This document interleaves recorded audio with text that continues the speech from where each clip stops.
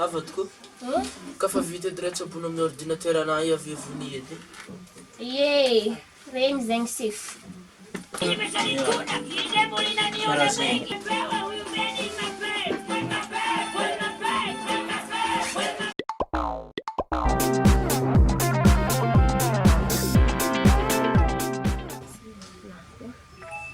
Mikedy rano olo ty fa.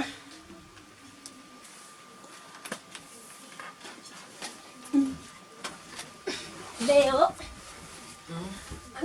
Za regny tsy connecte fa vita edy raha ataonao telefonada zaho za regny Anao ndraiky miconnecte koa tsy raha mandrasa raha anahy fô amin'olo ndraiky anao. olo tsy raha atao olo connecte fa manao ke mikotrokotro telefony tsy raha efa nataonao. Raha naza la tsao mianao olo e.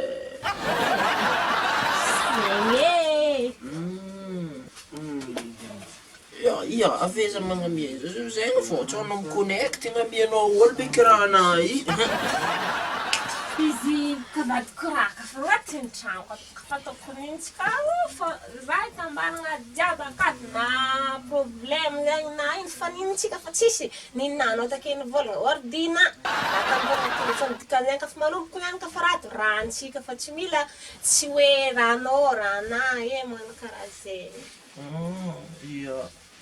Aratsika misy problème vadiko e. Tsika zegny andôtry tsara be za hitanjegny problème-tsika zegny. Hitanao vadiko. Izy ka fa problème nintsika ho anao tegna vadiko e. Ia, boka na tsy problème fô na ohatra tsy haiko fa nintsika. raha mahazo anao mahazo za Nintsika nintsika fô ia. Nintsika iazy. Hitanao vy ambadiky tragnontsika koa e. Ia. Le ambadiky tragnontsika koa igny edy e. Iaho za azokolo. Azonao ndraiky zegny. Ia.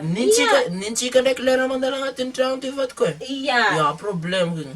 Iaho za azokolo Ia, nintsika edy le raha mandala agnatin'ny tragno ty vadiko edy e. Za tepiko fanivôragna taminao avadiko nintsika o za. Ia. Bivotrika antsika boka vy avy ambadiky tragno.